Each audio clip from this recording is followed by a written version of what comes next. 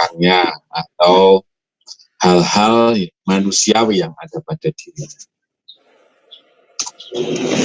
Ada orang yang usaha untuk melakukan firman Tuhan dalam hidupnya itu kurang bersungguh-sungguh, tetapi begitu yakin dia akan anugerah keselamatan, sehingga dikenal dengan paham hypergrace gitu ya. Jadi bisa diselamatkan karena kasih karunia, sementara pada sisi yang lain usahanya untuk melakukan keselamatan dengan takut dan gentar itu kurang dilakukan. Tapi pada sisi yang lain juga ada orang yang karena upayanya untuk melakukan firman Tuhan itu dengan segenap hidupnya, sehingga dia merasa yakin bahwa keselamatan itu adalah dari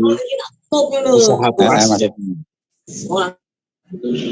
Nah, itulah kondisi manusia yang ada pada umumnya. Sementara firman Tuhan memberikan satu role model bagaimana seseorang berlaku dengan sebenarnya sesuai dengan firman Tuhan. Tertuang dalam Filipi 3 ayat 1 sampai 20, di situ menceritakan tentang Paulus yang mendapati bahwa pengajaran di Filipi itu bergeser dari kebenaran firman Tuhan. Dia dulu memberitakan firman Tuhan dengan murni, tetapi pada akhirnya ada satu ajaran yang mengatakan bahwa agar diselamatkan, seseorang harus bersunat. Jadi dia katakan sampai keras sekali di ayat 1 sampai 4 di sini saya bacakan firman Tuhan. Akhirnya saudara-saudaraku, bersukacitalah dalam Tuhan.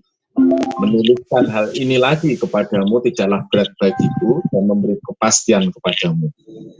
Hati-hatilah terhadap anjing-anjing, hati-hatilah terhadap pekerja-pekerja yang jahat, hati-hatilah terhadap penyunat-penyunat yang palsu. Karena kitalah orang-orang bersunat yang beribadah oleh Roh Allah dan bermegah dalam Kristus Yesus, dan tidak bermegah dalam Kristus Yesus, dan tidak menaruh percaya pada hal-hal lainnya. Sekalipun aku juga ada alasan untuk menaruh percaya pada hal-hal lainnya. Jika ada orang lain yang menyangka dapat menaruh percaya pada hal-hal lainnya, dan lain sebagainya. Jadi sikap dan keteladanan Paulus dalam firman Tuhan ini, dalam Filipi 3 ini, jelas menunjukkan pada sisi usahanya untuk mengerjakan karya keselamatan Tuhan di dalam dirinya, benar-benar dia lakukan dengan segenap daya upayanya.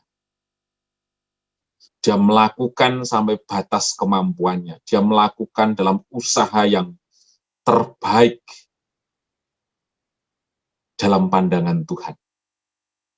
Tapi pada sisi yang lain, dia tidak menilai itu semua sebagai satu bayaran yang sepadan dengan keselamatan yang dia sudah terima.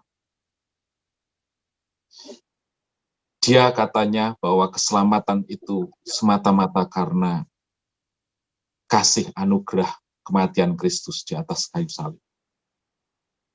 Sehingga apapun yang dia kerjakan, tidak pernah terbersit sekalipun dalam pikirannya bahwa itu sanggup menyepadankan dengan karya keselamatan yang Tuhan sudah berikan. Jadi di sini mengajarkan saudaraku bagaimana sikap hati Paulus yang benar-benar menghargai Allah dengan segenap hidupnya. Jikalaupun dia harus membayarnya dengan seluruh hidupnya untuk membaktikan dirinya melayani Tuhan, hidup bagi Tuhan. Semata-mata itu bukan satu bayaran yang sepadan dengan karya keselamatan yang Tuhan sudah lakukan. Jadi saudaraku, barangkali ada yang mewakili satu lagu, ku tak akan menyerah pada apapun juga, tapi aku berserah kepada kehendaknya. Itu adalah satu teladan kehidupan sebagai role model yang diteladankan oleh Paulus.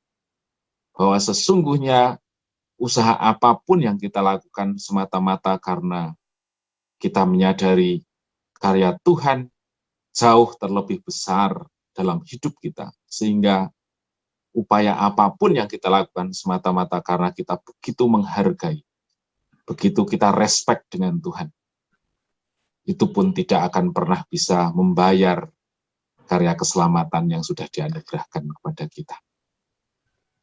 Memang tidak mudah untuk menjadikan kita melakukan sesuatu dengan sekuat tenaga, tetapi hati yang tetap hormat, taat, takut pada Tuhan.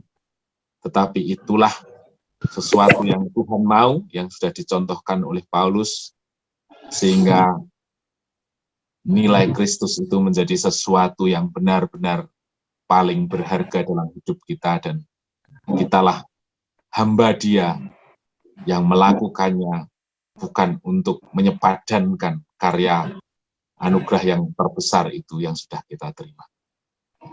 Mari kita mengajar diri kita melihat bahwa apapun yang kita lakukan saat ini sesungguhnya tidak ada nilainya dibanding karya keselamatan Tuhan yang sudah Tuhan kerjakan. Sekalipun kita harus mengerjakannya dengan lebih sungguh-sungguh lagi, tetapi sungguhlah Kristus jauh lebih besar dibanding apapun yang kita lakukan. Selamat berdoa, mari kita berdoa pada pagi hari ini.